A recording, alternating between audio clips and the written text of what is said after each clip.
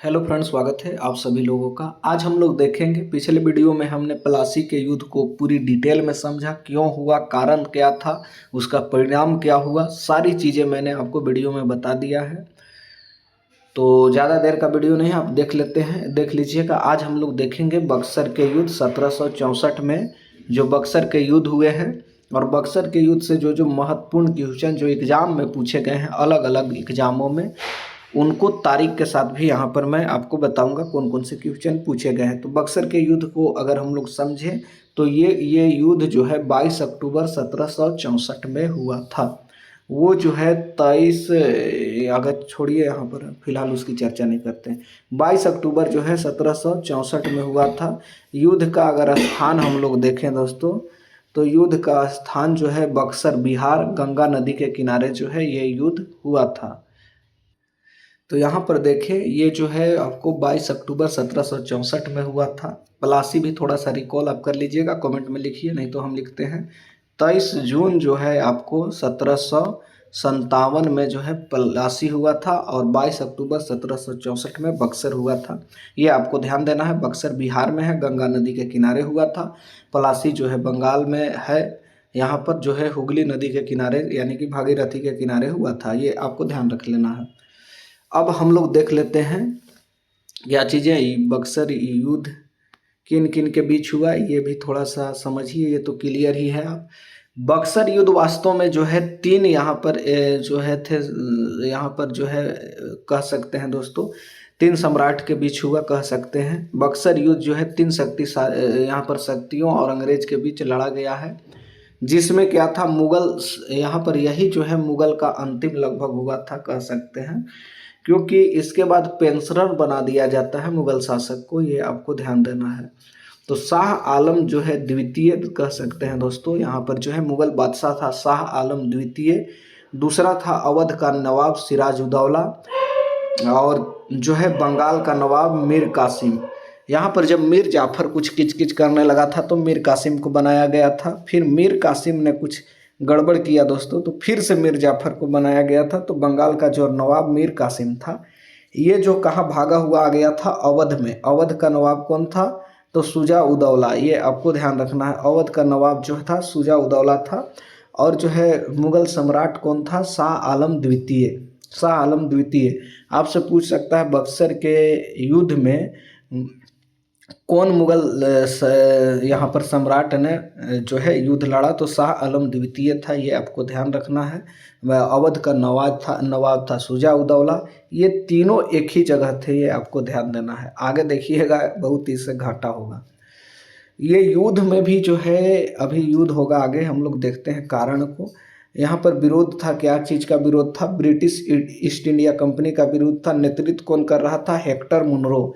वहाँ पर Robert Clive था, यहाँ पर हेक्टर मुनरो था। प्लासी में आपको ध्यान रखना होगा कि रॉबर्ट क्लाइव था, लेकिन यहाँ पर हेक्टर मुनरो था। और जो है इधर से तीन नवाब थे कह सकते हैं कि मुगल सम्राट शाह आलम द्वितीय, दूसरा था अवध का नवाब शुजा उदौला, तीसरा था बंगाल का नवाब मीर कासिम। ये तीनों थे। ईस्ट इंडिया कंपनी का नेतृत्व हेक्टर मुनरो। क्यों हुआ युद्ध, इसके कारण को भी हम लोग देखेंगे। तो मीर कासिम और जो है अंग्रेज में व्यापारिक कर को लेकर क्या था, विवाद था। ये आपको ध्यान रखना है। वही हुआ था प्रॉब्लम, वहाँ पर ज़्यादा जब दिक्कत होने लगा था नवाब का बंगाल में, तो अलग अलग नवाब वो अपने अनुसार अंग्रेज वहाँ पर चेंज कर रहे थे सिराजुद्दौला के हारने के बाद। ये आपको ध्यान देना है। तो यहाँ पर हम लोग देख रहे हैं कि मीर कासिम जो है वो क्या था, कर को लेकर विवाद हो गया था अंग्रेज में। कंपनी जो है कंपनी दस्तक के कारण नहीं देती थी, दस्तक के कारण कर जो है नहीं देती थी। ये आपको ध्यान देना है। और जो है जिसमें मीर कासिम नाराज था, ये आपको ध्यान देना है। कर से विवाद था, ये सीधा कहिए। दूसरा जो देखें तो मीर कासिम जो है द्वारा राजधानी मुंगेर ले जाना, मुंगेर राजधानी जो है परिवर्तित कर दिया गया था मीर कासिम के द्वारा। ये आपको ध्यान देना है। क्योंकि वो चाहता था कि हम लोग अंग्रेज से हम छुटकारा पाए और एक अच्छी शक्ति बनकर उभरे, लेकिन ऐसा नहीं हो पाया था। वह कंपनी के प्रभाव से दूर हटना चाहता था, ये आपको लिखा हुआ है। और आगे चलेंगे तो अंग्रेज और मीर कासिम के बीच लगातार टकराव यहाँ पर हो रहे थे। मीर कासिम ने अंग्रेज व्यापारियों का कत्ल कराया, जिसके बाद कंपनी उसके विरुद्ध क्या हुआ, उसके विरुद्ध हो गई थी। 3 राज्यों का जो है संघ था, अलायंस सा कह सकते हैं। ये जो है युद्ध जो है बक्सर का 3 राज्यों का अलायंस था, जिसमें क्या कौन कौन थे ये समझेंगे। पहला था यहाँ पर क्या चाहते थे ये चीज़ें, कंपनी को हराने के लिए जो है ये अलायंस हुआ था, जिसमें क्या था कि मीर कासिम था बंगाल का नवाब, दूसरा था अवध का नवाब यहाँ पर शुजा उदौला, और जो है यहाँ पर मुग़ल बादशाह था शाह आलम द्वितीय। ये आपको ध्यान देना है। तो इन तीनों ने जो है मिलकर गठबंधन बनाया था। युद्ध का घटनाक्रम क्या हुआ था ये समझेंगे। अंग्रेज की सेना जो है कम थी पर नेतृत्व मजबूत था हेक्टर मुनरो का। तीनों भारतीय सेनाओं में जो है आपसी समन्वय की कमी थी, ये ध्यान दीजिएगा। ये जो 3 नवाब थे, तीनों की सेनाओं में जो है आपसी समन्वय उतना बढ़िया नहीं बन पाया था। अंग्रेज ने बेहतर अनुशासन और हथियार से निर्णायक जीत हासिल की। ये आपको ध्यान देना है कि अंग्रेज पास अच्छा अनुशासन और हथियार दोनों था, जबकि जो है भारतीय जो तीनों सेनाएं थे, जो अलायंस हुआ था, जिसमें कि आपको शुजा उदौला था अवध का नवाब, यहाँ पर मीर कासिम बंगाल का नवाब, शाह आलम जो द्वितीय था वो क्या कह सकते हैं इसको मुग़ल जो है यहाँ पर कह सकते हैं कि मुग़ल का राजा था कह सकते हैं। ये आपको ध्यान देना होगा। मुग़ल बादशाह आगे बढ़ जाएंगे। तो अब जो है यहाँ पर क्या होता है, युद्ध का परिणाम को समझेंगे। कारण को हमने अच्छी तरह से समझा कि कारण क्या था।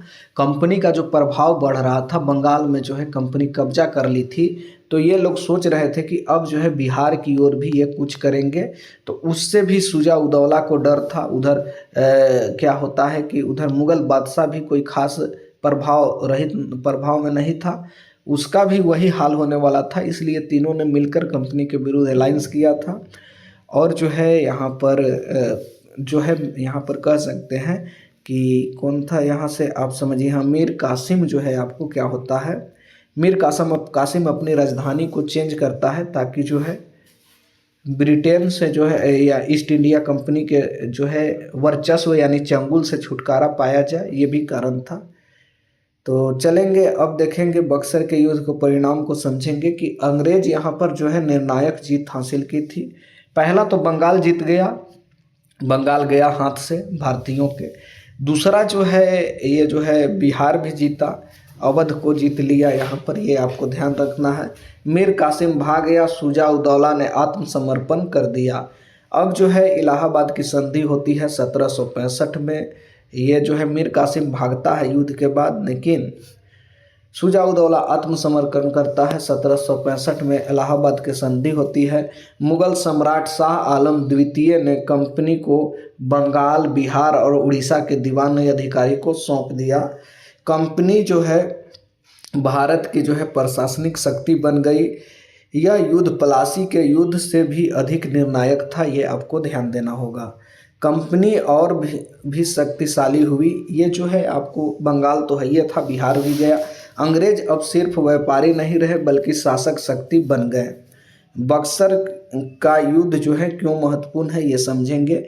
इसी युद्ध के कारण कंपनी ने पहली बार जो है राजस्व मिला, यानी कि दीवानी का राइट्स मिला था। यह भारत में अंग्रेज के राजनीतिक शासन का वास्तविक शुरुआत थी, ये कह सकते हैं। शुरुआत तो प्लासी के युद्ध ही से ही हो गया था 1757 में 23 जून को, लेकिन यहाँ पर जो है बक्सर के युद्ध से क्या हुआ कि ये जो है वास्तविक शुरुआत कह सकते हैं। प्लासी से मिली जीत और कानूनी वैधता बक्सर की जीत से मिली। क्या थी यहाँ पर कह रहा है कि प्लासी से मिली जीत को कानूनी वैधता बक्सर से, क्योंकि दिल्ली पर किसका शासक था, मुग़ल का, और मुग़ल का जो बादशाह था वो शाह आलम द्वितीय था। वो जो हार जाता है बक्सर के युद्ध में, ये ध्यान रखना है। शाह आलम द्वितीय भी साथ में लड़ते रहता है, शुजा उदौला और मीर कासिम, ये तीनों लड़ते हैं लेकिन हार जाते हैं, और ये जो है हस्ताक्षर कर देता है, दीवानी दे देता है, ये आपको ध्यान रखना होगा। महत्वपूर्ण फैक्ट की बात करें तो तथ्य और तिथि, यहाँ का इसका तिथि कितना था जो है बक्सर के युद्ध का 22 अक्टूबर 1764। स्थान बक्सर था, नेतृत्व हेक्टर मुनरो। भारतीय पक्ष कौन कौन थे तो मीर कासिम बंगाल का नवाब था, शुजा उदौला कहाँ से कह सकते हैं शुजा उदौला, मीर कासिम, शुजा उदौला और शाह आलम जो है द्वितीय, ये आपको तीनों लड़ रहे थे। ये जो है शाह आलम द्वितीय मुगल बादशाह था, ये आपको ध्यान रखना है। परिणाम क्या होता है, इलाहाबाद की संधि होती है 1765 में। 64 में युद्ध लड़ी गई थी। प्रभाव क्या होता था, दीवानी अधिकार मिलता है अंग्रेजों को। एग्जाम में पूछे गए हैं इससे प्रश्न, ये हम लोग समझेंगे। एसएससी CGL 2019 में पूछा गया था। बक्सर का युद्ध किस वर्ष हुआ था, तो 1764 में हुआ था। ये आपको ध्यान देना है, ऊपर दिया गया है 22 अक्टूबर 1764 में, 2-3 बार रिकॉल किया हूँ आपको 1764। हाँ, दूसरा क्वेश्चन आता है, क्या कहता है, बक्सर के युद्ध में अंग्रेज का नेतृत्व किसने किया, तो हेक्टर मुनरो ने किया। हाँ, सी ऑप्शन है। आगे बढ़ जाएंगे, ऊपर पढ़ा दिया गया है।